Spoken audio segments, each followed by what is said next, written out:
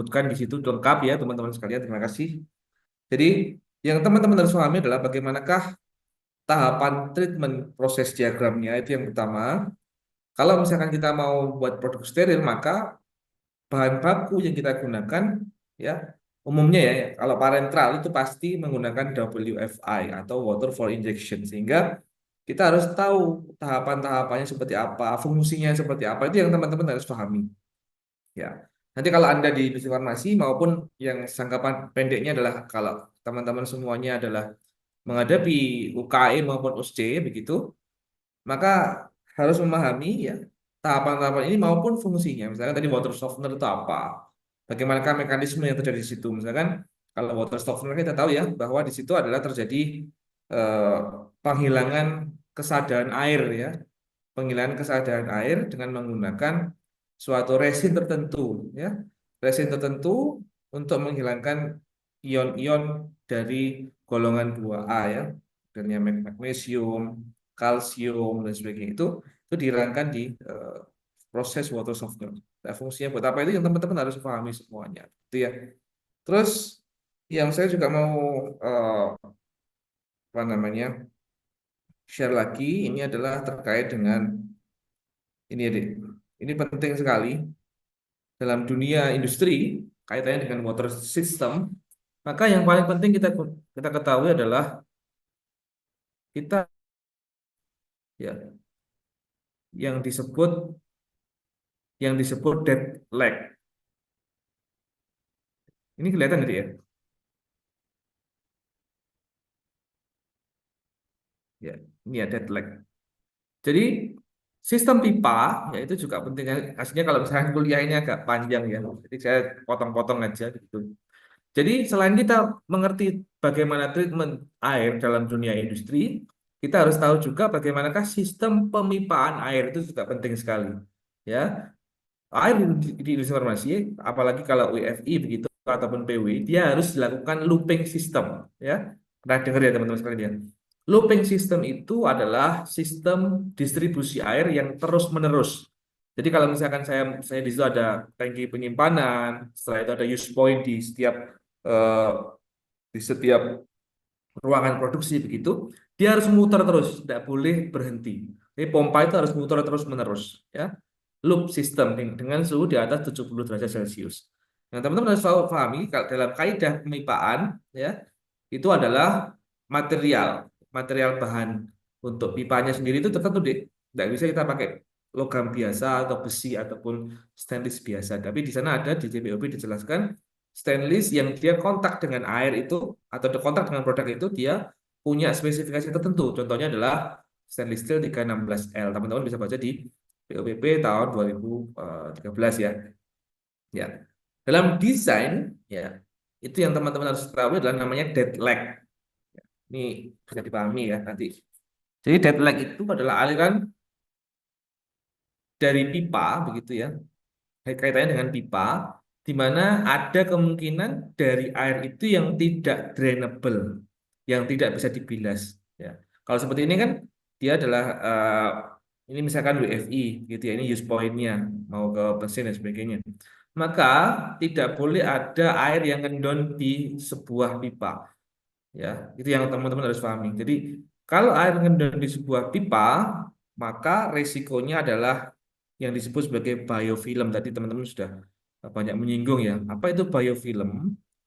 Biofilm itu adalah pertumbuhan dari mikroba ya, dari air. Air itu kan kebutuhan mikroba itu kan juga air ya salah satu yang paling besar, sehingga kalau ada air yang dia itu diam dalam sebuah pipa, bayangkanlah kalau misalkan teman-teman di kos gitu ya, tinggal seminggu gitu ya, tinggal mudik seminggu. Nanti di mana di kamar mandinya kan pasti dia walaupun kita tinggal dalam kondisi bersih begitu pasti di situ akan ada licin-licin dan sebagainya. Nah, itu adalah biofilm teman-teman sekalian. Nah, kenapa nggak boleh air dalam farmasi itu dia em, berhenti looping? Karena ini resiko biofilm. Terbentuk mikroba-mikroba ya membentuk biofilm, kumpulan mikroba dia mengeluarkan zat tertentu di mana zat ini itu dia sifatnya sangat toleran terhadap panas, susah diberantas ini. Ya, oleh karena itu dalam proses pengembangan sistem pemipaan air maka kita harus perhatikan yang disebut sebagai zona deadlock. Ya, inilah zona deadlock. Jadi kalau ini adalah pipa huruf U seperti itu, maka ada pipa cabang, ya, ini minimal adalah tidak boleh lebih dari 1,5 diameter dari pipa utama. Jadi kalau misalkan di sini pipa utamanya diameternya adalah misalkan 5 cm begitu ya, atau 10 cm begitu, maka dia nggak boleh lebih dari ukuran 1,5 kali 10 cm, jadi 15 cm tidak boleh di sini. Jadi itulah yang disebut sebagai deadline. Kalau sudah di atas 1,5, maka maka ada resiko ya potensi air tidak bisa membilas bagian tersebut sehingga menyebabkan kontaminasi. Nah, itulah yang saya mau sampaikan. Dan deadline ini juga berpotensi untuk menimbulkan cemaran mikroba yang sifatnya adalah gram negatif yang dalam industri farmasi tidak boleh ada ditemukan gram negatif di sana. Kenapa? Karena endotoksin itu yang akan berkembang biak ya. Teman-teman sudah paham ya bahwa endotoksin itu adalah bagian dari gram negatif. Dia punya struktur dinding sel lipopolisakarida sehingga dia bisa menimbulkan adanya resiko-resiko eh, ke dalam tubuh pasien ya. Adanya kalau resiko endotoksin kan dia menaikkan suhu tubuh begitu ya dan banyak lagi. Sehingga kita harus betul-betul mengkondisikan sistem SPA kita itu benar-benar baik, baik pengelolaan air maupun distribusinya dalam kegiatan di industri farmasi. Itu, ya. Nah, konsep-konsep seperti itu yang teman-teman harus paham. Jadi, kalau dalam hal ini memahami sesuatu hal, itu jangan dihafalkan semua, nih, tapi apa dipahami konsep basicnya. Gitu. Ya, saya kira itu untuk kelompok satu. Terima kasih. Silakan menuju ke kelompok dua. Kalau bisa nanti sampai tiga, sampai waktunya bisa cukup, kita bisa sampai tiga. Tapi kalau nggak cukup, kita cukupkan di dua kelompok saja. Silakan nanti.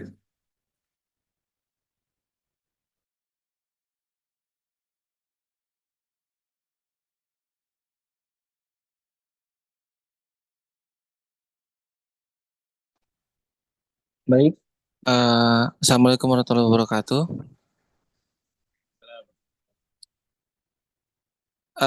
Dari Kak, pertama-tama dari kelompok 5, studi kasus 5, memperkenalkan diri.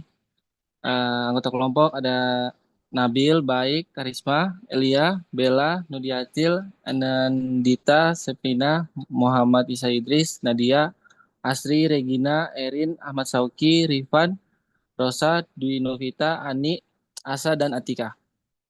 Next.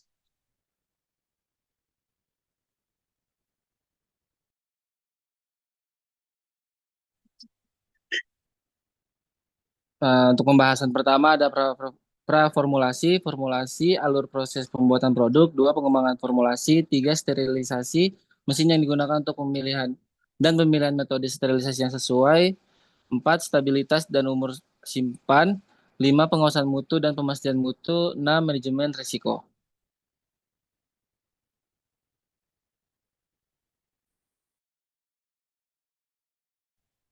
Baik, untuk yang pertama, izin menjelaskan. Untuk yang pertama, desain reformasi.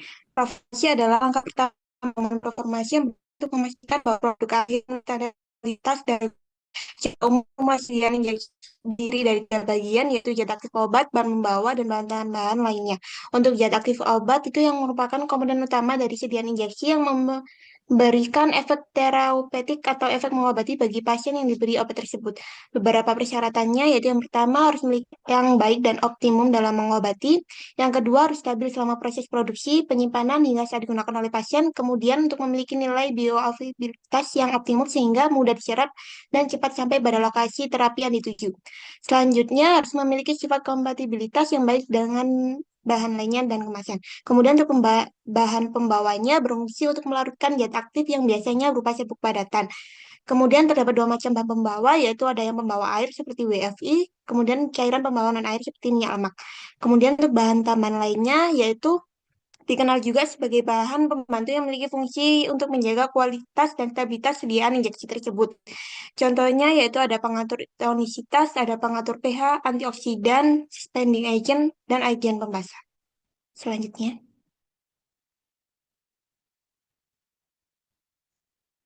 Next.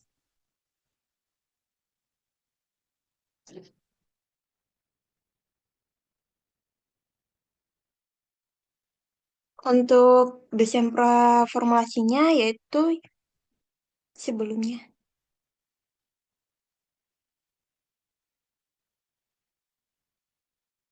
yang senyawa nomor satu. Untuk senyawa aktif yang nomor satu yaitu ada amikasin dengan pH 2 sampai 4 dengan fungsi banyak sebagai antibiotik golongan aminoglikosida. Nomor sebelumnya. Mungkin slide-nya bisa di back. Yang nomor satu. Baik, untuk karakter fisikanya ada pemberiannya yaitu serbuk H pelur putih, kelarutan mudah larut dalam air. Untuk strukturnya bisa dilihat pada kolom.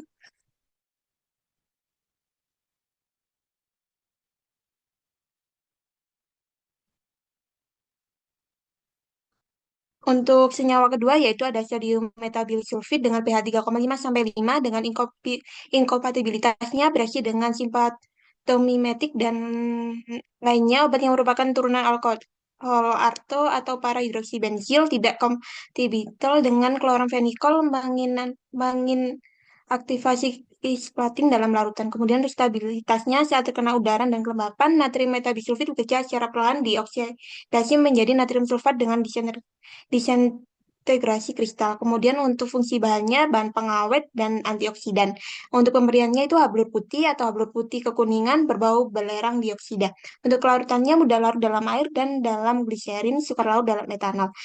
Untuk natrium metabisulfit mengandung sejumlah Na2S2O5 setara dengan tidak kurang dari 65,0% dan tidak lebih dari 67,4% SO2. Untuk selanjutnya.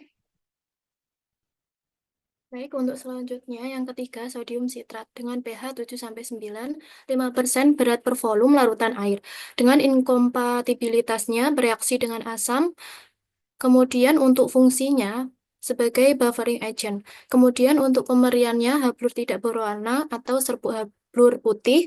Untuk kelarutannya dalam bentuk hidrat, mudah larut dalam air, sangat mudah larut dalam air mendidih, tidak larut dalam etanol.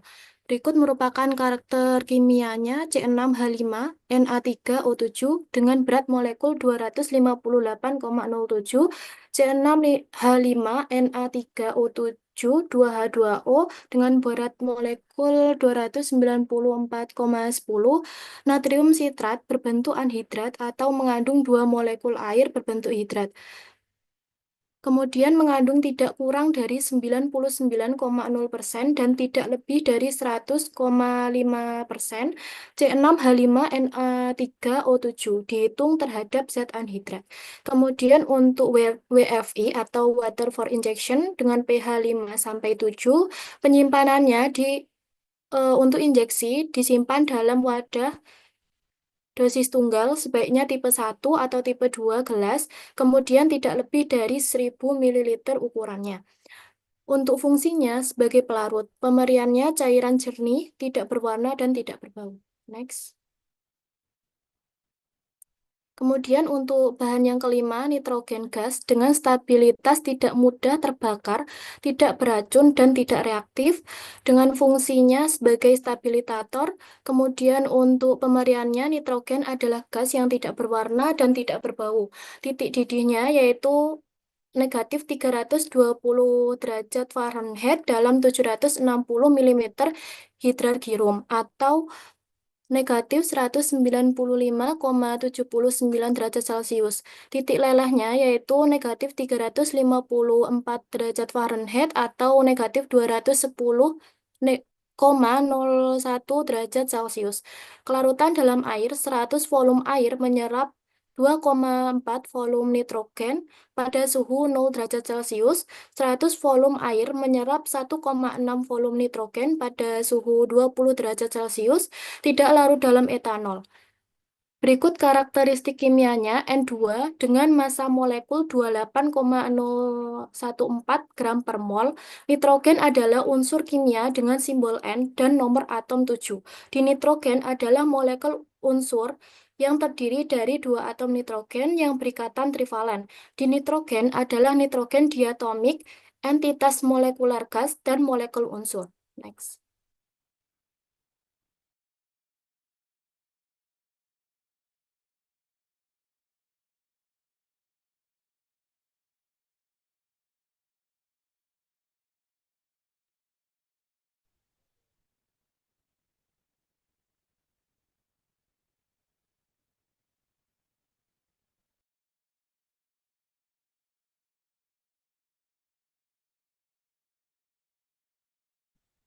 Selanjutnya, untuk sulfuric acid, stabilitas asam sulfat stabil tetapi sangat korosif dan higroskopis. Asam sulfat harus disimpan dalam wadah tertutup, rapat di tempat tahan ledakan.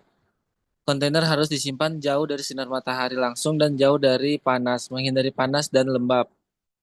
Fungsi bahannya untuk buffering agent, untuk karakteristik fisikanya, pemberiannya cairan jernih seperti minyak, tidak berwarna, bau sangat tajam dan korosif. Bobot jenis lebih kurang 1,84.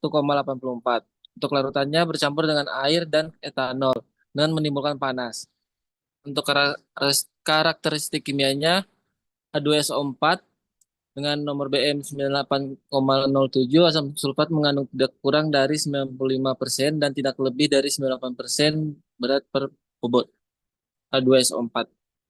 Lalu untuk selanjutnya untuk sodium hydroxide reagent grade pellet for buffering, stabilitasnya natrium hidroksida harus disimpan dalam wadah bukan logam yang kedap udara. Wadah di tempat sejuk dan kering. Saat terkena udara, natrium hidroksida dengan cepat menyerap kelembapan dan mencair, tetapi kemudian menjadi padat kembali karena penyerapan karbon dioksida dan pembentukan natrium karbonat. Fungsi bahannya untuk buffering agent. Untuk karakteristik fisikanya, pemberian putih atau praktis putih, massa melebur berbentuk pelet kecil, serpihan atau batang, atau bentuk lain. Keras, rapuh, dan menunjukkan pecahan hablur. Jika terpapar di udara, akan cepat menyerap karbon dioksida dan lembab. Kelarutannya mudah larut dalam air dan dalam etanol. Untuk karakteristik kimianya, NaOH atau hidroksida mengandung tidak kurang dari 95% dan tidak lebih dari 100,5% alkali total. Hitung sebagai NaOH mengandung Na2CO3 tidak lebih dari 3%.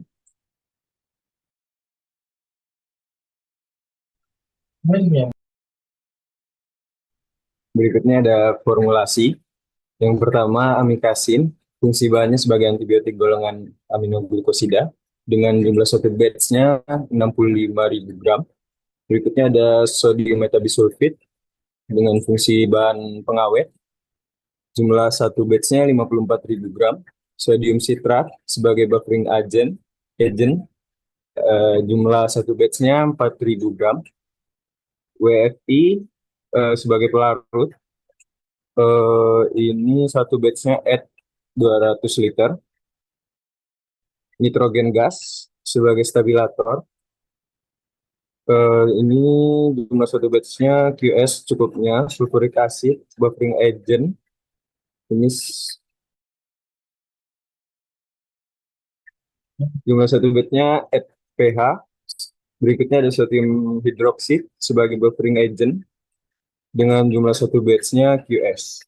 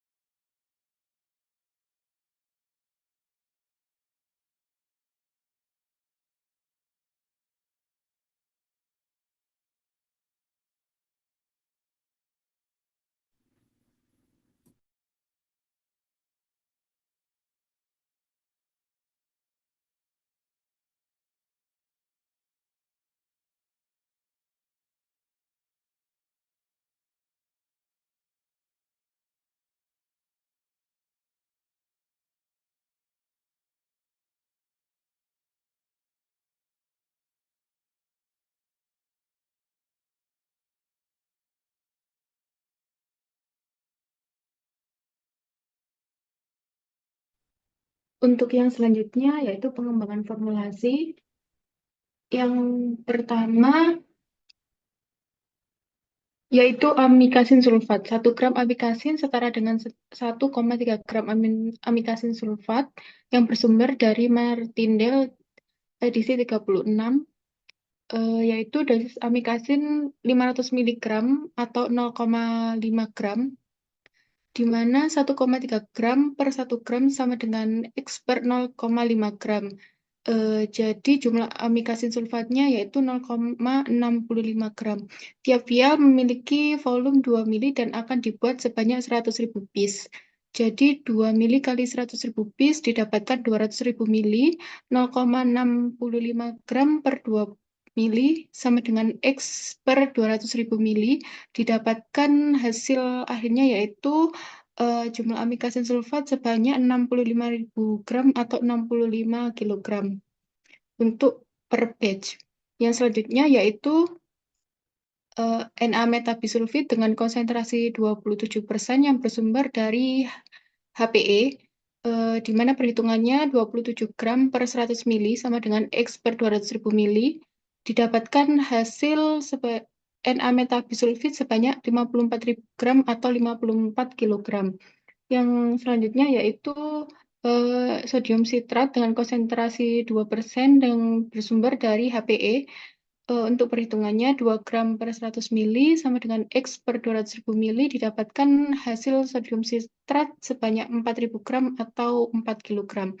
Kemudian WFI at 200 liter, asam sulfat QS at pH 3,5 sampai 5,5, dan yang terakhir yaitu sodium hidroksida QES.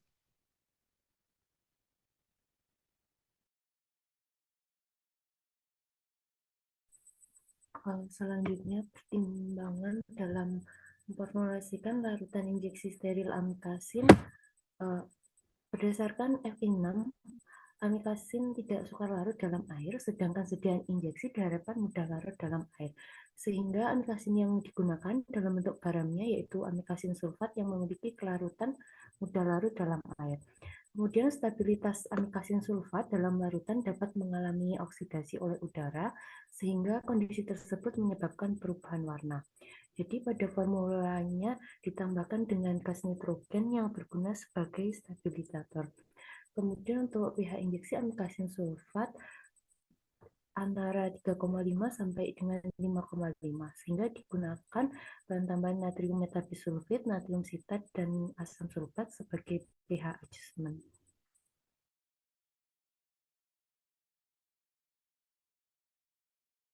Baik, selanjutnya yaitu desain lingkungan pemrosesan aseptik dan standar ruang bersih, yang mana ada 4 ruang, yaitu ruang kelas A yang untuk kegiatan yang beresiko tinggi seperti pengisian produksi steril, yang mana kegiatannya itu dilakukan di LAF dengan mengalirkan udara sekitar 0,36 sampai 0,54 meter per detik. Selanjutnya yaitu ada ruang kelas B, yaitu untuk pembuatan pengisian secara aseptik, yang mana kelas ini lingkungan latar belakang untuk zona kelas A. Selanjutnya itu ada ruang kelas C dan D, yang mana area bersih untuk melakukan tahap proses pembuatan yang mengandung risiko lebih rendah. Untuk ruang bersih dan sarana udara bersih diklasifikasikan sesuai dengan IN ISO 14641, yang mana klasifikasinya seharusnya dibedakan dengan jelas dari pemantauan lingkungan pada saat operasional. Jumlah maksimum partikulat udara yang diperbolehkan untuk tiap kelas kebersihan adalah sebagai berikut. Bisa dilihat untuk tabelnya seperti berikut. Next. Selanjutnya adalah mesin yang digunakan mulai dari preparasi hingga packing. Yang pertama adalah vial filling, capping mesin, dan yang kedua adalah teknologi blow fill seal, adalah proses otomatis dengan wadah mana yang dibentuk, diisi, dan disegel dalam operasi berkelanjutan. Restrict access barrier dan isolator dapat membantu dalam memastikan pencapaian kondisi yang dipersyaratkan dan meminimalkan intervensi langsung oleh manusia pada proses capping. Pemilihan metode sterilisasi dan validasi. Pada metode sterilisasi, jika produk tidak dapat disterilkan dalam wadah, akhirnya cairan atau larutan dapat difiltrasi ke dalam wadah yang disterilkan sebelumnya menggunakan filter steril dan ukuran pori minimal 0,22 mikron atau setidaknya melalui filter yang dapat menahan mikroba dengan kemampuan setara. Kepastian sterilitas dari produk jadi diperoleh melalui validasi siklus. Sterilisasi untuk produk yang disterilisasi akhir dan melalui media fill untuk produk yang diproses secara aseptis, catatan pengolahan batch dan hal proses aseptis, catatan mutu lingkungan hendaklah diperiksa sejalan dengan hasil uji sterilitas. Prosedur pengujian sterilitas hendaknya divalidasi untuk produk yang berkaitan. Selanjutnya, stabilitas dan umur simpan. Faktor-faktor yang mempengaruhi stabilitas injeksi amikasin adalah yang pertama suhu dan kelembapan. Sampel amikasin sulfat injeksi 500 mg per 2 ml disimpan pada kondisi suhu 30 derajat Celcius dengan kelembapan 75% RH kondisi studi long term. Dan pada suhu 40 derajat Celcius dengan kelembapan 75% RH kondisi studi accelerated selama 3 bulan penyimpanan. Yang selanjutnya paparan cahaya. Amikasin dapat terdegradasi oleh paparan cahaya sehingga penyimpanan dalam wadah yang terlindungi dari cahaya sangat penting. Yang selanjutnya pengujian kristalisasi. Presipitasi dapat mempengaruhi stabilitas injeksi amikasin seperti perubahan tekstur, pengurangan aktivitas, dan peningkatan risiko kontaminasi.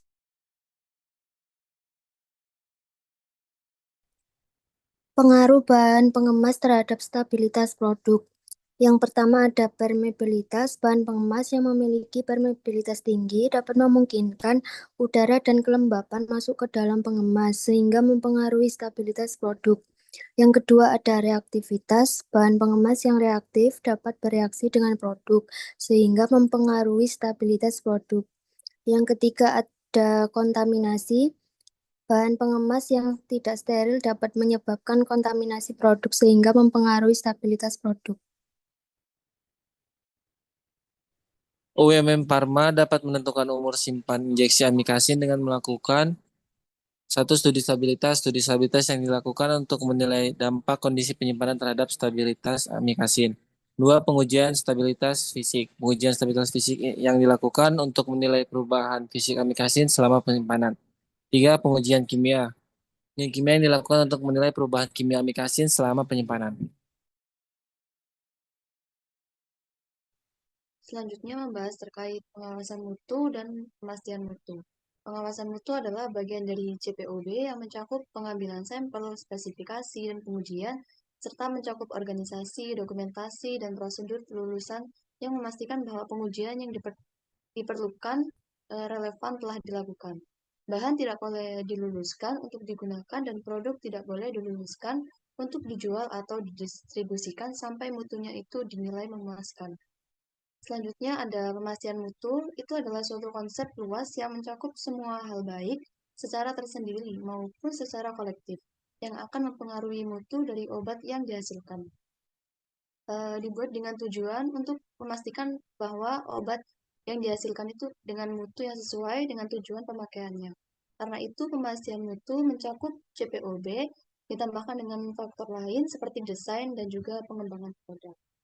Lalu ada pengujian analitik untuk konsentrasi, sterilitas, dan tingkat endotoksin. Beberapa metode uji diantaranya, yang pertama ada uji HPLC.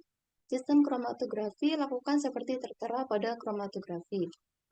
Kromatograf cair kinerja tinggi dilengkapi dengan detektor elektrokimia dengan elektroda emas dan elektroda pembanding pH perak, perak klorida, kolom pelindung berisi bahan pengisi L47, dan kolom analisis 4 mm x 25 cm berisi bahan pengisi L47. Next. Kemudian yang kedua, untuk pengujian sterilitas menggunakan uji LAL. Metode LAL test dengan ekstrak darah amobasit dari kepiting tapal kuda dan dibuat khusus sebagai pereaksi LAL dan dibuat khusus sebagai reaksi LAL. Pada metode ini, keberadaan endotoksin dideteksi dengan terbentuknya koagulan pada sampel positif. Untuk memperoleh LAL, yaitu kepiting tapal kuda berukuran besar ditangkap, dicek kesehatannya, dan darahnya diambil dengan menggunakan jarum suntik. Lalu darah kepiting tapal kuda disentrifugasi untuk memisahkan amobasit dari plasma cairnya. Amobosit yang didapat lalu di freeze dry dan diproses untuk digunakan. Yang ketiga itu ada pengujian tingkat endotoksin menggunakan uji Mediafil. Mediafil adalah suatu metode validasi aseptik yang merupakan simulasi proses untuk membuktikan bahwa line aseptik mampu menghasilkan produk yang steril secara konsisten. Sistem Mediafil merupakan suatu validasi proses yang melakukan validasi pada tahap user site before use. Dalam Mediafil ini, semua peralatan, bahan kemas, prosedur, dan personel yang terlibat dan digunakan dalam proses produksi rutin harus disimulasikan. Kemudian kontrol dalam proses selama formulasi dan pengisian. Yang pertama, metode pengujian telah tervalidasi. Prosedur validasi proses aseptis seharusnya dilakukan dengan menggunakan media cair atau media nutrisi yang sejenis untuk mensimulasikan prosedur aseptis atau Mediafil, dan seharusnya dilakukan di awal dan kemudian secara rutin, berdasarkan risiko dan setiap kali dilakukan modifikasi signifikan terhadap peralatan atau proses. Next. Selanjutnya ada pengujian pada masa pengujian dan validasi produk akhir. Pada poin pertama di sini ada fasilitas yang memadai, personel terlatih, dan tersedia prosedur yang disetujui untuk pengambilan sampel, pemeriksaan dan pengujian bahan awal, bahan pengemas, produk antara, produk ruahan, dan produk jadi. Lalu poin kedua di sini pengambilan sampel bahan awal, bahan pengemas, produk antara, produk ruahan, dan produk jadi dilakukan oleh personel yang ditetapkan dan menggunakan metode yang disetujui.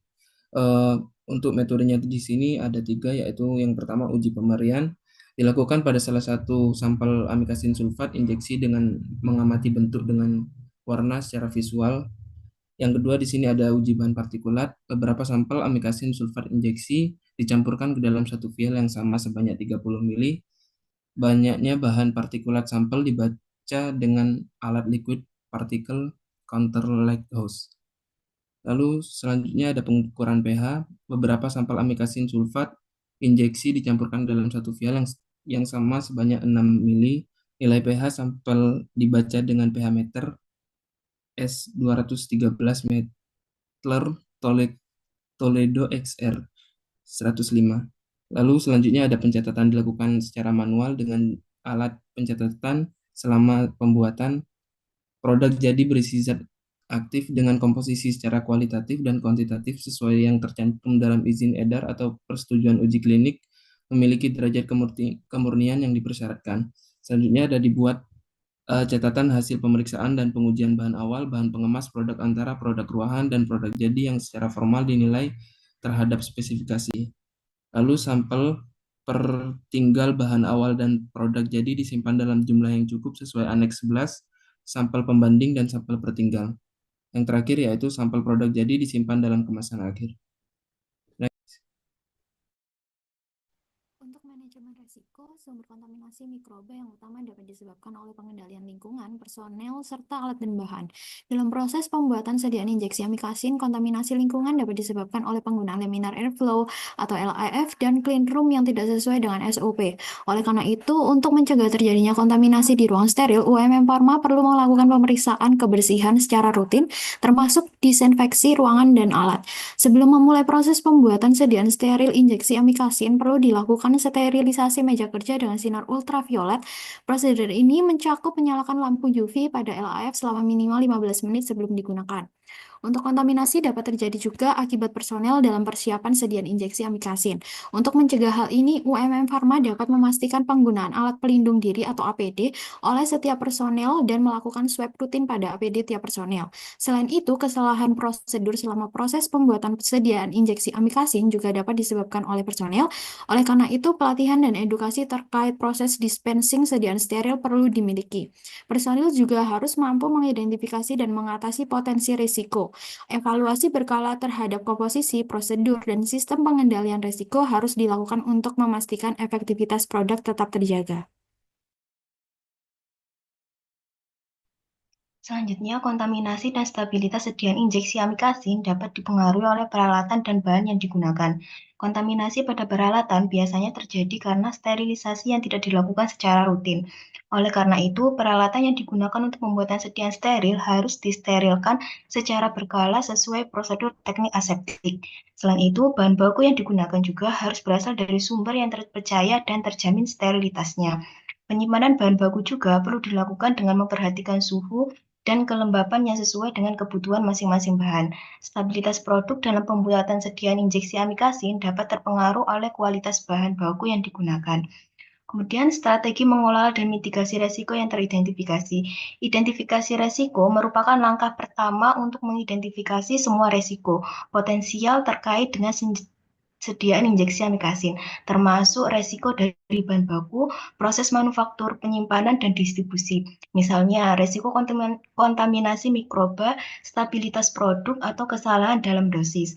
Strategi ini dapat dilakukan melalui identifikasi resiko secara rutin oleh UMM Pharma untuk mengidentifikasi potensi masalah yang mungkin timbul dan mengevaluasi dampak yang ditimbulkan. Kemudian, perencanaan manajemen risiko melibatkan analisis resiko dengan menyusun langkah-langkah mitigasi terhadap resiko yang teridentifikasi. Penilaian resiko pada sediaan injeksi amikasin dapat dilakukan secara rutin dan berkala dengan fokus pada potensi masalah seperti kontaminasi, kesalahan konsentrasi, dan stabilitas suatu produk. Selanjutnya yaitu rencana darurat masalah manufaktur pada kerusakan peralatan dapat dilakukan identifikasi masalah seperti gangguan mesin atau bahan baku. Bila terjadi kerusakan disebabkan oleh mesin atau alat rusak, UMM Pharma memastikan adanya tim teknisi untuk segera melakukan perbaikan. Jika masalah terkait parameter produksi seperti suhu, tekanan, atau kecepatan injeksi, segera sesuaikan parameter untuk kembali ke kondisi optimal. Semua langkah yang diambil secara darurat harus didokumentasikan dengan rinci untuk mencegah masalah yang serupa di kemudian hari. Komunikasikan atau laporkan setiap insiden kepada pihak terkait, manajer produksi, kontrol kualitas, dan departemen pengendalian kualitas, atau disebut dengan dokumentasi dan pelaporan. Setelah masalah diatasi, evaluasi proses dan prosedur yang sudah ada, kemudian lakukan perubahan dan pembaruan pada sistem untuk mencegah masalah yang serupa.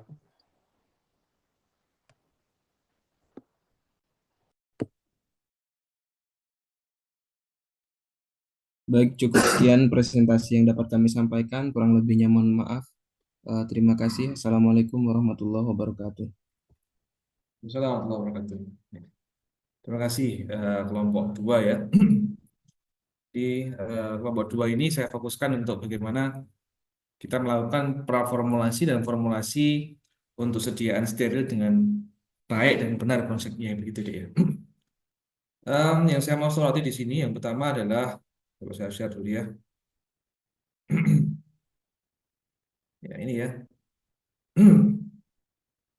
Jadi soalnya kalau dulu deh ya metode yang dilakukan oleh kurikulum UMM ya, itu kita biasanya kami melakukan brainstorming dulu ya. Jadi kita drill dengan materi-materi tentang keindustrian, materi-materi tentang produksi dan sebagainya, baru kita diskusi. Jadi sekarang kurikulumnya agak beda, sehingga ya emang ada plus minusnya ya. Jadi kalau misalkan teman-teman itu mengerjakan dengan sungguh-sungguh, teman-teman akan bisa dengan detail memahami masalah formulasi. Tapi kalau misalkan kurang sungguh-sungguh ya susah, gitu ya. Jadi ini teman-teman sekalian, yang pertama overview kita begitu ya, bahwa sediaan steril itu apalagi parentral, dia terdiri atas 5 golongan besar. Ini harus teman-teman pahami. Jadi kalau di dunia ini ya nggak terlepas dari itu. Steril itu sebetulnya tidak ada sediaan yang khusus begitu. Yang terpenting dari steril itu adalah metode sterilisasinya. Itu yang paling penting ya. Nanti kita akan lihat bagaimana kita menentukan sebuah metode sterilisasi. Itu ya. Jadi yang kita bahas tadi tentang masalah amikasin sulfat itu sudah betul ya, bahwa amikasin base dia sifatnya adalah sukar larut air, sehingga dalam proses formulasinya kita menggunakan amikasin sulfat, di mana golongan-golongan garam ya, itu akan meningkatkan kelarutan. Nanti berimpact pada apa? Impactnya adalah bagaimana kita bisa menghitung begitu ya kebutuhan amikasin sulfat yang setara dengan 500 miligram amikasin base dalam volume 2 mili. Itu nggak boleh salah teman-teman sekalian ya. Dalam hal upscale formula tidak boleh salah, tidak boleh ada kesalahan di situ, gitu ya. Dan amikasin sulfat ini dalam hal pemilihan metode sterilisasi itu yang paling penting. Sebelumnya kita overview dulu ya bahwa kalau sediaan injeksi itu ada beberapa jenis ya. Yang pertama disebut sebagai injection, ya, di mana dia adalah liquid preparation, di mana drug substance itu dia berwujud larutan sempurna, true solution, ya. Ya itu teman-teman banyak temui di rumah sakit, ya. Apa contohnya ya? Yang umum ya, basic solution, NaCl 0,9% dan sebagainya. Ini umum sekali dikemas dalam wujud larutan sejati atau true solution. Yang kedua adalah bahan aktifnya atau sediaan ini dikemas ya, dalam wujud for injection, di mana for injection ini dalam kemasan sebelum digunakan dia berbentuk powder solid, ya, serbuk kering steril dengan tambahan pelarut tertentu dia menghasilkan true solution. Ini contohnya banyak dari antibiotik begitu. Nah, nanti kenapa kok kita buat bermacam-macam ini, kita nanti akan lihat ya. Yang ketiga disebut sebagai injectable emulsion ya, emulsi yang diinjeksikan. Ini isinya adalah dua fase begitu ya, fase minyak dan fase air, mana keduanya distabilkan dengan menggunakan emulgator begitu ya. Ya, injectable emulsion ini ada persyaratan terkait dengan apa? Terkait dengan ukuran dari droplet dari emulsi itu sendiri. Yang kedua, penggunaan injectable emulsion ini juga bersifat sebagai depo ya, efeknya sustained release. Jadi sediaan injeksi yang diinjeksikan secara intravena bentuknya emulsi ini itu sifatnya juga sebagai yang pertama untuk meningkatkan onset of action, yang kedua dia bersifat sebagai sustained release. Ya, kalau misalkan emulsi ini biasanya adalah emulsi, contohnya adalah propofol. Jadi yang digunakan untuk anestesi secara sistemik begitu ya. Kita menggunakan contohnya adalah propofol, di mana emulsi ini dengan ukuran yang kecil, sifatnya lipofilik sekali, sehingga dia bisa menembus blood-brain barrier. Ya, contohnya propofol dan sebagainya. Yang keempat disebut sebagai injectable suspension. Ya, di mana bentuk sediaan ini adalah suspensi cair, gitu ya. Dia sudah bentuknya suspensi. Dan suspensi ini tidak boleh diinjeksikan secara intravena. Umumnya suspensi itu diinjeksikan secara intramuskular. Vitamin-vitamin, begitu ya. Contohnya namanya benzoyl asetat dan sebagainya. Itu dia wujudnya suspensi. Yang kelima disebut sebagai for injectable suspension, di mana dia bentuknya adalah dry solid, ya, dan dengan penambahan dari adanya pelarut, dia akan membentuk direkonstitusi membentuk suspensi steril, begitu ya. Nah, ini semua berdasarkan apa sih kita teman-teman semuanya? Yang pertama, yang paling penting adalah berdasarkan dari stabilitas bahan aktif yang paling penting. Kenapa dibuat for injection, nggak dibuat injection saja? Maka secara stabilitas bahan aktif itu dia tidak stabil dengan adanya air di situ, sehingga kita menggunakan for injection dalam penggunaan penyimpanan sampai dia digunakan gitu. Ya. Nanti kita akan lihat apa namanya pemilihan metode sterilisasi. Nih. Jadi yang teman-teman harus perbaiki di kelompok 2 adalah masalah formula ya.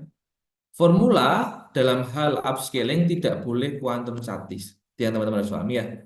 Upscale itu Anda harus berpikir sebagai formulator di industri ya, skala besar. Bayangkan kalau misalkan kita dalam hal preparasi begitu, kita membuat dokumen SOP maupun petunjuk operasional, itu QS bingung operatormu ya, sehingga karena di industri kan skala besar tuh, maka harus kuantitatif. Misalkan Anda di formulasi awal paling gampang gimana? Anda buat prosentase di awal, ya, jangan QS. Ya.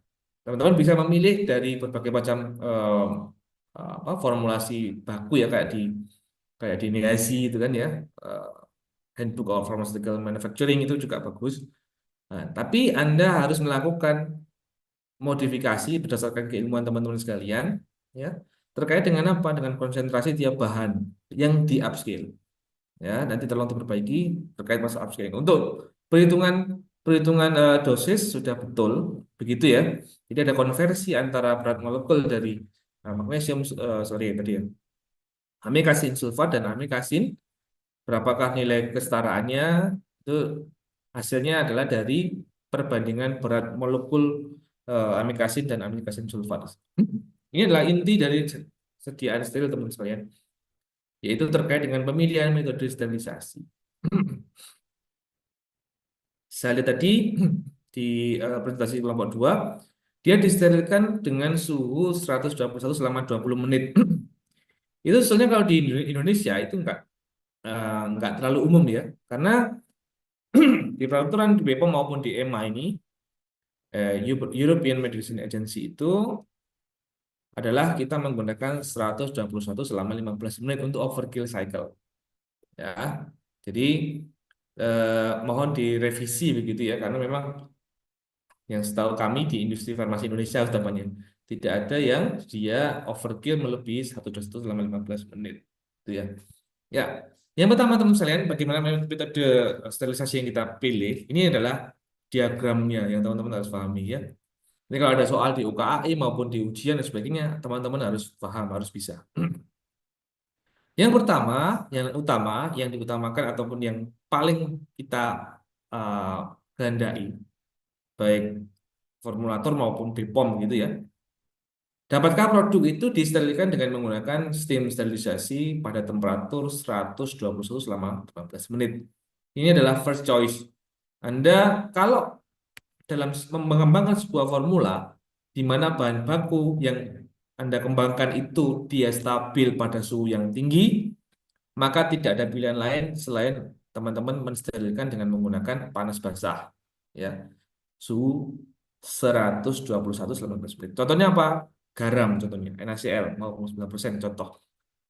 NaCl 0,9% itu NaCl sebagai bahan baku, baik Anda panaskan sampai suhu 1000 derajat pun dia akan tetap NaCl, dia tetap stabil.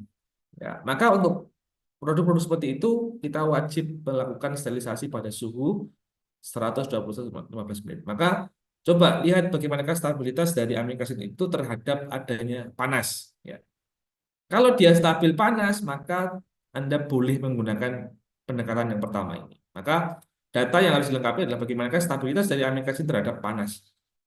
Ya, kalau bisa menggunakan pilihan pertama.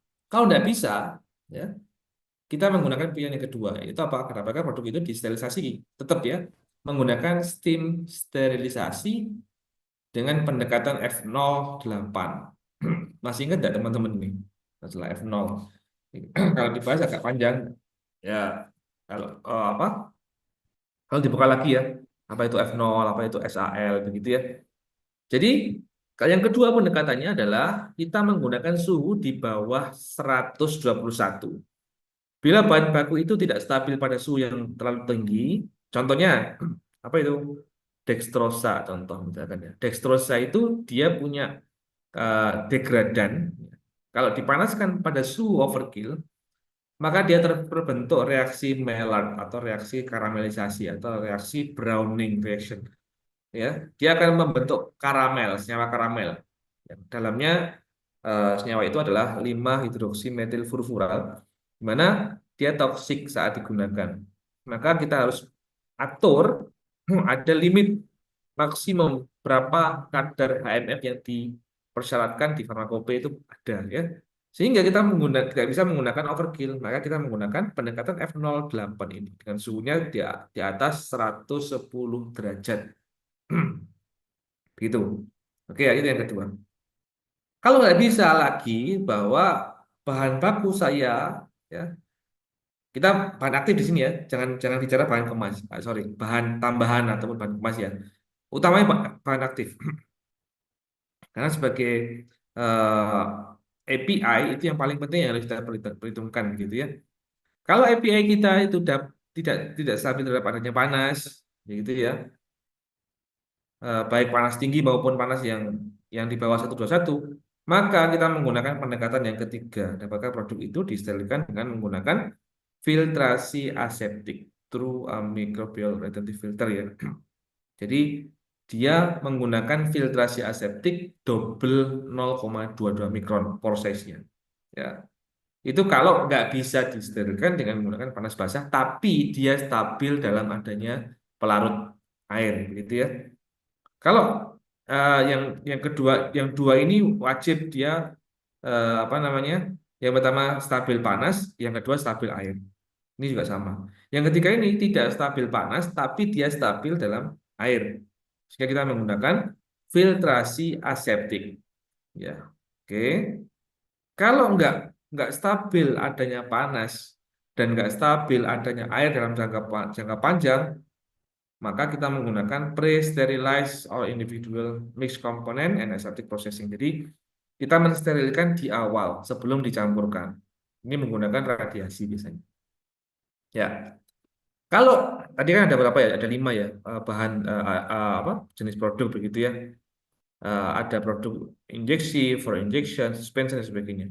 Untuk for injection itu kita bisa menggunakan dua pendekatan, menggunakan pre-sterilized ya or mixed komponen dengan aseptic processing. Jadi disterilkan dulu, kita beli langsung jadi bahan bakunya itu steril gitu. Atau kita menggunakan pendekatan yang kedua ini. Jadi di mix di tangki preparasi begitu. Setelah itu disterilkan menggunakan filtrasi aseptik karena dia nggak stabil dalam jangka panjang dalam adanya air gitu. Maka setelah difiltrasi kita menggunakan teknik yang disebut sebagai lyofilisasi atau freeze drying. Kita menghilangkan adanya pelarut, sisa pelarut dalam produk kita begitu. Outputnya adalah for injection. Itu ya, ada dua pendekatan itu yang digunakan di industri farmasi. Maka amikasin sulfat harus diketahui stabilitas panasnya gimana, stabilitas dalam airnya seperti apa. Maka kita bisa menentukan dari pemilihan metode sterilisasi tadi itu. Apakah kita menggunakan autoclave atau kita menggunakan filtrasi aseptik ataupun yang lainnya. Ya. Nah, clue-nya apa teman-teman sekalian? Teman-teman lihat sediaan yang telah jadi di pasaran. Kalau dia for injection, maka di pasaran itu dia bentuknya adalah serbuk begitu, maka kemungkinan bahan bakunya tidak stabil adanya panas dan adanya air. Tapi kalau di pasaran bentuknya adalah larutan gitu, nah itu ada dua, apakah menggunakan steam sterilisasi atau menggunakan filtrasi aseptik, tergantung dari sifat fisika kimia bahan aktif kita. Begitu ya dari sekalian ya untuk proses apa namanya amikasin sulfat ini. Ya, itu yang penting teman-teman sekalian. Jadi pemilihan metode sterilisasi dalam sediaan steril gitu. Oke, coba saya lihat lagi apakah ada yang perlu kita sampaikan ya. Oke, ini ya. Satu lagi terkait dengan excess volume ya. Saya juga agak apa namanya? Agak ragu tadi ya masalah metabisulfit ya sebagai pengawet begitu ya. Ya. Sebagai pengawet teman-teman sekalian, sampai 27%. Coba di review lagi. Walaupun kita tahu itu dari apa HPM mungkin ya, tapi kita harus kritis. Apakah masuk akal begitu ya? Kita menggunakan pengawet dengan konsentrasi 27% tadi itu. Ini yang mau bisa direview ya. Ya, jadi kalau di steril teman-teman sekalian, maka ada yang disebut sebagai kaidah excess volume. Excess volume itu volume yang kita lebihkan dalam pembuatan sediaan produk jadi begitu ya. Nah, ini adalah aturannya, teman-teman bisa lihat di farmakope itu. Kalau volumenya lebih dari 2 mili misalkan ya. Kalau dia viskus, maka akan ada tambahan 0,25 mili atau 12,5% gitu. Sehingga dalam eh, apa namanya dalam realitas di lapangan sediaanmu itu tidak mungkin pas 2 mili tapi dia ada excess volume. Apakah dia viskus, apakah dia mobile liquid. Kalau di sediaan yang volume besar ada untuk viskus 3%, kalau untuk mobile liquid itu 2% tambahannya. Nah, dalam formulasi kita juga wajib memperhatikan masalah excess volume ini. Kaidah kelebihan volume yang ditambahkan dalam pembuatan sediaan gitu ya. Ya, nanti mohon ditambahkan kembali. Oke, saya kira itu teman-teman sekalian untuk kelompok 2 ya. Mungkin kita masih ada sedikit waktu. Nggak apa ya, kita tambah satu kelompok dengan waktu maksimal 30 menit untuk presentasi di kelompok 3. Silakan dipresentasikan.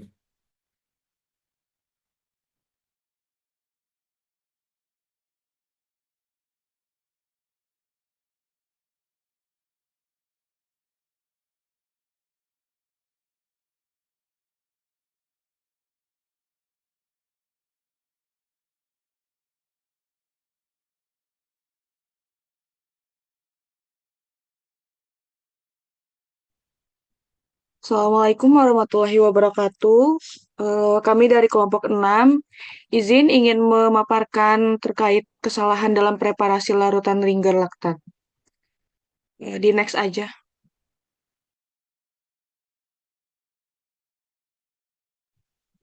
Berikut adalah anggota kelompoknya terdiri dari 20 orang.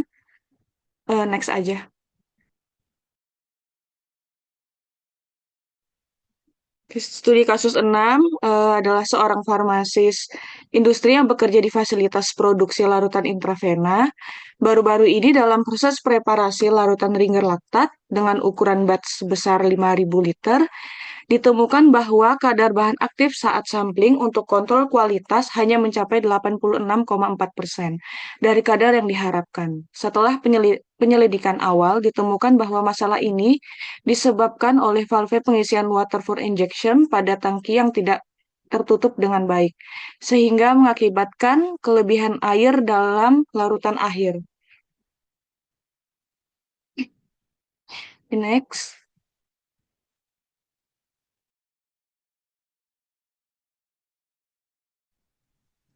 Baik, berikut adalah perhitungan tambahan bahan baku. Perhitungan tambahan baku, hitung berapa banyak tambahan bahan baku yang terdiri dari sodium klorida, kalium klorida, dan kalsium laktat yang perlu ditambahkan untuk mencapai kadar bahan aktif yang sesuai setelah adanya kelebihan air. Diketahui dalam proses preparasi larutan Ringer laktat dengan ukuran batch sebesar 5.000 liter, ditemukan bahwa kadar bahan aktif saat sampling untuk kontrol kualitas C hanya mencapai 86,4% dari kadar yang diharapkan. Komposisi Ringer liter per liter terdiri dari bahan-bahan aktif. Untuk sodium klorida sebesar 1 gram per liter, untuk kalium klorida 0,3 gram per liter, untuk kalsium laktat 0,2 gram per liter, untuk yang natrium laktat 3,1 gram per liter. Untuk dari bahan-bahan tersebut bisa dilihat dari Farmakope Indonesia edisi 6.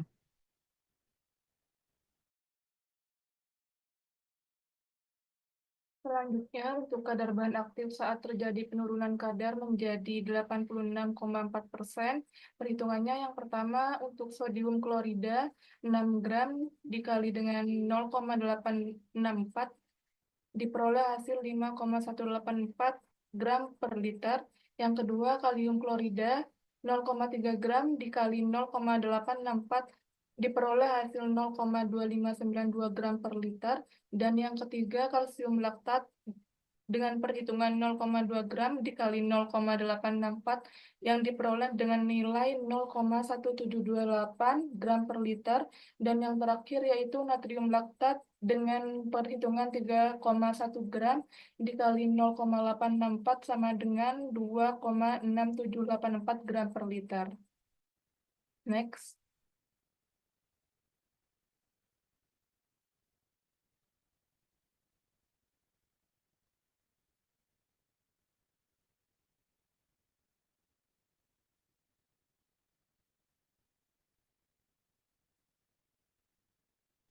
Sodium bahan baku yang dibutuhkan untuk mengembalikan kadar bahan aktif menjadi 100% dalam batch sebesar 5.000 liter.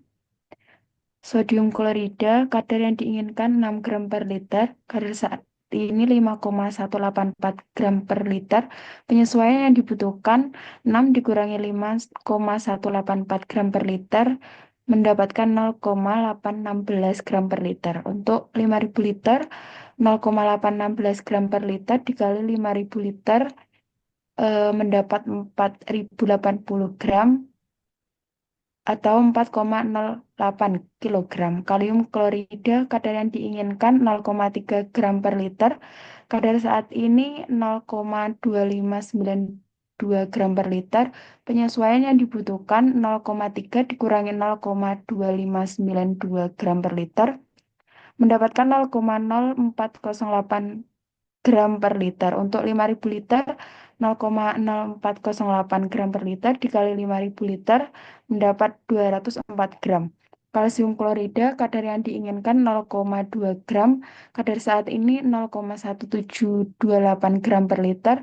Penyesuaian yang dibutuhkan 0,2 gram dikurangi 0,1728 gram per liter mendapat 0,0272 gram per liter. Untuk 5.000 liter, 0,0272 gram per liter dikali 5.000 liter mendapat 136 gram.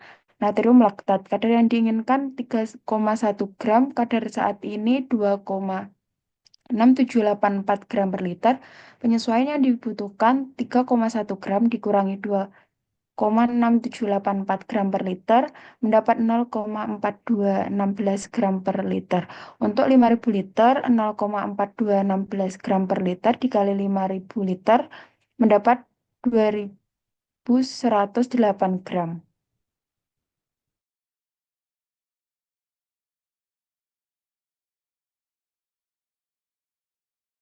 Selanjutnya yaitu cara perhitungan adjustment bahan dan formula yang digunakan dalam perhitungan. Next. Apa yang pernah terjadi gitu ya, dan mungkin akan terjadi juga di industri yang lain, mungkin akan terjadi juga karena saya juga faknya di bidang steril begitu ya, ataupun liquid, sehingga hal-hal seperti ini memang ya pernah terjadi begitu. Jadi nggak selamanya dalam sebuah manufaktur itu akan berjalan mulus, tapi juga akan ada yang namanya abnormalitas. Dan kita sebagai apoteker memang berkewajiban untuk apa? Untuk utamanya adalah melakukan analisis proses ya. Kalau kami ya, teman-teman semuanya nanti kalau misalkan di industri farmasi, Anda punya kewajiban moral dan sebagai farmasis, teman-teman harus melakukan root cause analysis tadi itu. Ya. Jadi untuk proses adjusting bahan baku itu harus diikuti dengan yang namanya root cause analysis, analisis yang berkelanjutan untuk melakukan kesinambungan proses ya, sehingga tidak akan ada lagi yang namanya redundant ya. Jadi kasus yang berulang gitu. Untuk kelompok 3 teman-teman sekalian, ya, kaitannya dengan proses untuk adjusting itu harus paham ya. Jadi kalau misalkan sekian persen, jadi adjusting itu ke persentase berapa? Ke persentase 100% kadar ya. Misalnya kadarnya turun 80%, maka kita harus melakukan adjusting sampai terjadi kadar 100%. Itu harus paham. Apoteker harus tahu, apoteker harus mengerti, dan apoteker yang nanti bertanggung jawab untuk menghitung itu, gitu ya. Jadi perhitungannya sudah baik, sudah betul begitu. Terus di sini saya akan sampaikan ini ya. Jadi kan teman-teman tadi bahas masalah yang namanya fishbone diagram. Fishbone diagram itu tidak hanya terkait masalah alat saja teman-teman sekalian, tapi juga dia harus menganalisis dari analisis yang lain, ya milieu dan sebagainya. Potensi-potensi itulah yang harus teman-teman analisis. Ini mau nanti dari semua aspek itu bisa dianalisis ya, karena di sini kan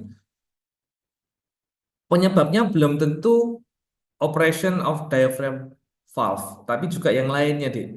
Bisa operatornya, misalkan operatornya dia nggak tahu SOP atau masih baru atau itu harus teman-teman tuangkan dalam risk assessment ya. Apa saja faktor yang mempengaruhi? Valve itu hanya salah satunya. Bisa jadi valve-nya benar, tapi operasionalnya manual begitu, dan operatornya dia salah mengoperasikan seperti itu juga bisa. Yang harusnya sekian liter, misalkan 5.000 liter, dia bablas jadi 5.500. Itu juga bisa teman-teman sekalian. Jadi faktor milieu dan sebagainya, dan apa namanya yang teman-teman di Fishbone tadi, tolong teman-teman bisa dilengkapi ya. Jadi yang kelompok 3 yang belum presentasi silakan dilengkapi masalah risk assessment yang dilakukan untuk menganalisis kejadian apa dari simulasi ini. Jadi tolong dianalisis dari kelompok 3 yang belum presentasi. Saya tadi lihat ada kalau nggak salah 2 orang ya yang belum. Mau nanti diedit PowerPoint-nya dan dikirimkan lagi ke saya dan namanya siapa yang edit itu. Biar ada poinnya teman-teman. Jadi harapan saya memang semuanya bisa presentasi dari kasus ini begitu ya. Yang belum silakan nanti diedit dan dikirimkan ke saya gitu ya. Ya, terkait dengan dengan valve teman-teman sekalian. Tadi kan teman-teman bahas masalah aktuator dan sebagainya biar tahu ya apa itu aktuator, apa itu valve dan sebagainya. Ini adalah contoh dari diafragma valve.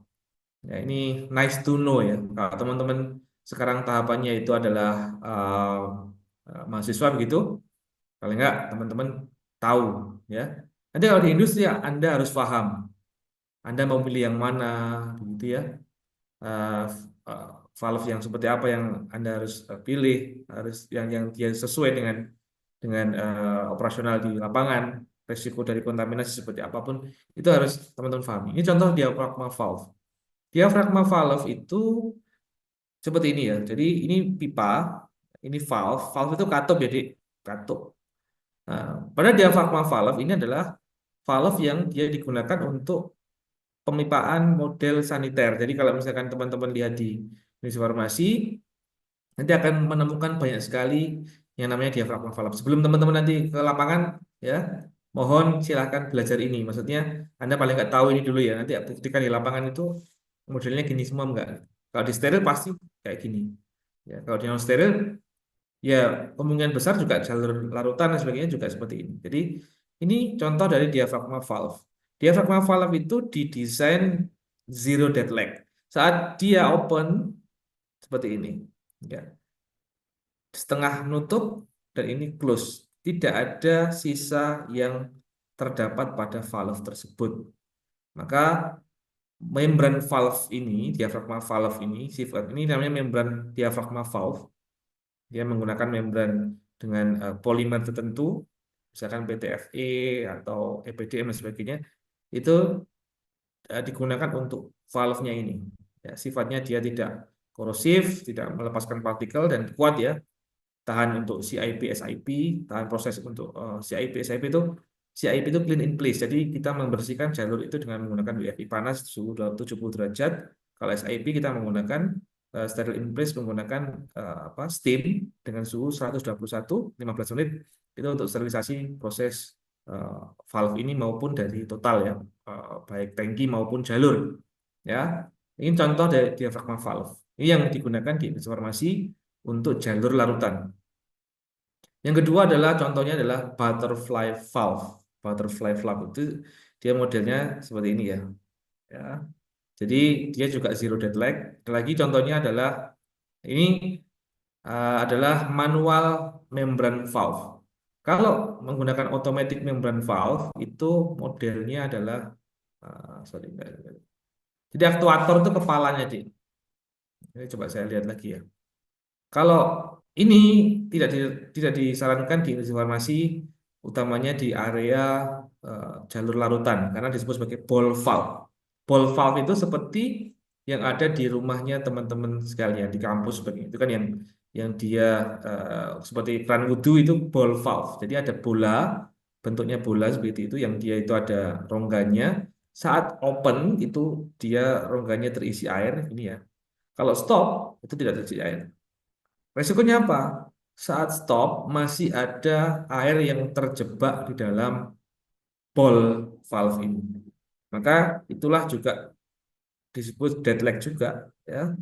Jadi dia juga ada air yang ngendon, ada resiko untuk kontaminasi di sana, dan apa namanya memungkinkan ada bakteri yang tumbuh di situ. Ya, ini nanti tolong di kelompok 3 ini juga ditambahkan diagram valve ya. Valve kaitannya dengan valve diafragma seperti ini, dan coba nanti diterangkan resikonya apa ya, yang di situ mungkin ada kerusakan dan sebagainya, itu silakan nanti dianalisis pada model valve seperti itu. Ya, jadi kita harapkan semua aktif berpartisipasi ya, sekali lagi seperti itu, karena juga apa namanya kita forumnya online begitu. Jadi bagi yang mungkin tadi itu nggak on cam dan nggak ada keterangan, ya nilainya akan beda dengan yang ada yang teman-teman semuanya online gitu ya. On cam, sorry, on cam. Jadi saya juga apa ya tahu ya siapa yang off cam tanpa keterangan, saya tahu. Jadi itu akan beda nilainya dengan teman-teman yang menyimak begitu. Saya kira itu teman-teman sekalian. Apakah ada yang mau didiskusikan?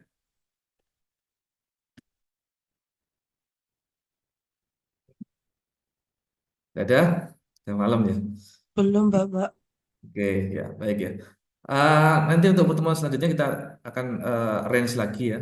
Untuk pekan ini saya juga full ya. Saya Sabtu juga kemungkinan ada acara di luar kota juga, sehingga mungkin nanti kita range lagi untuk waktu kita bisa ketemu ya. Kalau nggak bisa offline, kita menggunakan untuk online. Oke, terima kasih teman-teman sekalian. Selamat istirahat. Mohon maaf atas segala kesalahan.